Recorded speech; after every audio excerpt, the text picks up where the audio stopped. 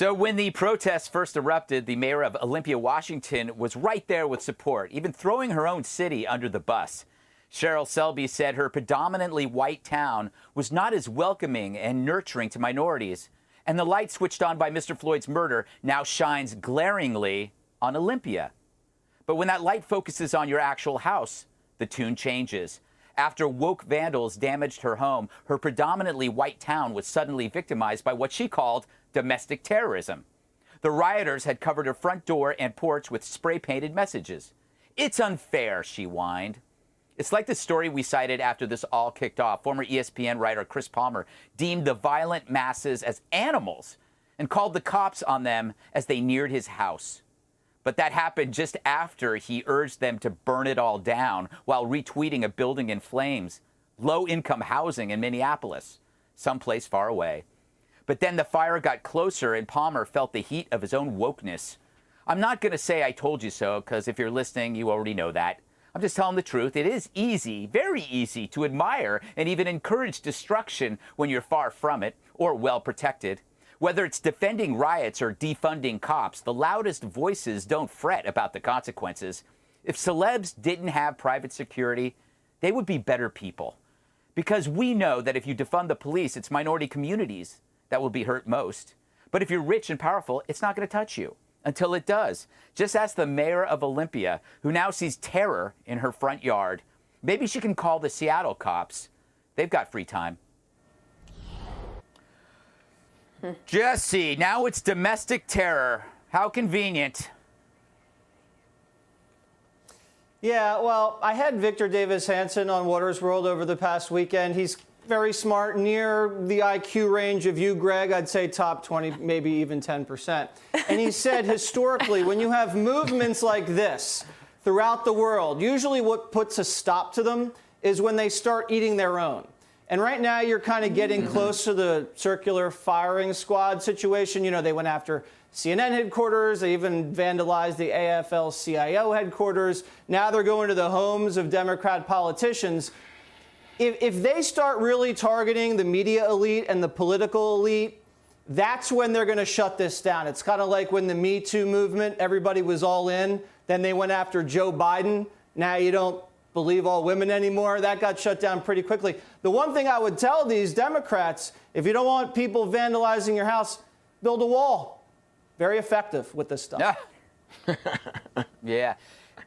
Emily, this is your part of your neck of the woods. Are all of these leaders in Washington just incredibly cowardly and callow and naive and silly?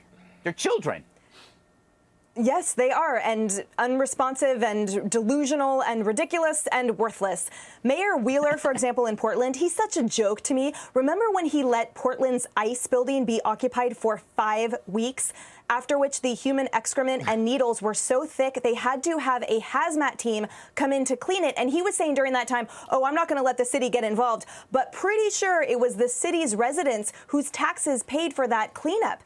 And these other mayors, Seattle Mayor Durkin, Olympia Mayor Selby, they are all the same. They're just performative allies. They're songbirds. And to me, they're in the same category as those Hollywood Hills activists, where they say these delusional sound bites from the safety of their snowflake homes, but when it really hits the fan, then they walk it back. And as always, like I keep saying, the biggest losers are those residents. And I will say, actually, the difference between these mayors and those Hollywood Hills activists is the fact that these mayors are having their salaries paid by the citizens that they keep letting down.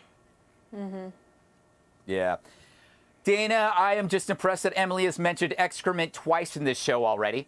I don't know if you can beat that, but I would. Well, I did notice that, and I was thinking about how you used to use a word.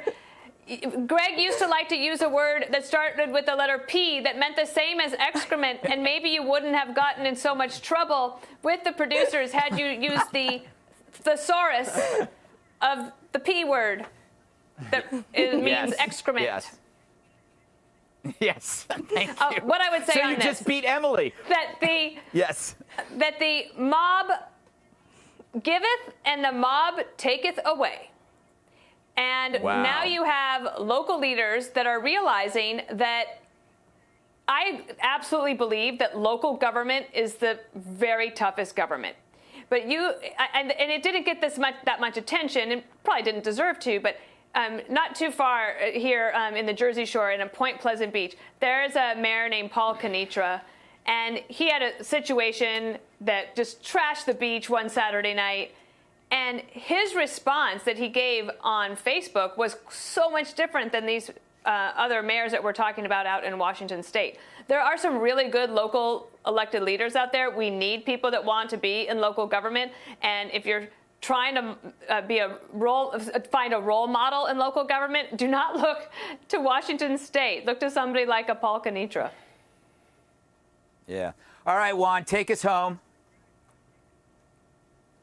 Well, you know, my take on this is a little different than the rest of the gang, because to me it comes down to one point. Americans have the right to peaceful protest, to a peaceful assembly. Now, defacing somebody's house, that's not peaceful assembly. But the point is that everybody has a right to go out and protest, to air their grievances. They're protest in front of the White House on a regular basis throughout American history. That's the right of Americans. It's in the First Amendment. For anybody who has a doubt, go check it out. And it goes down to the local level. You can protest.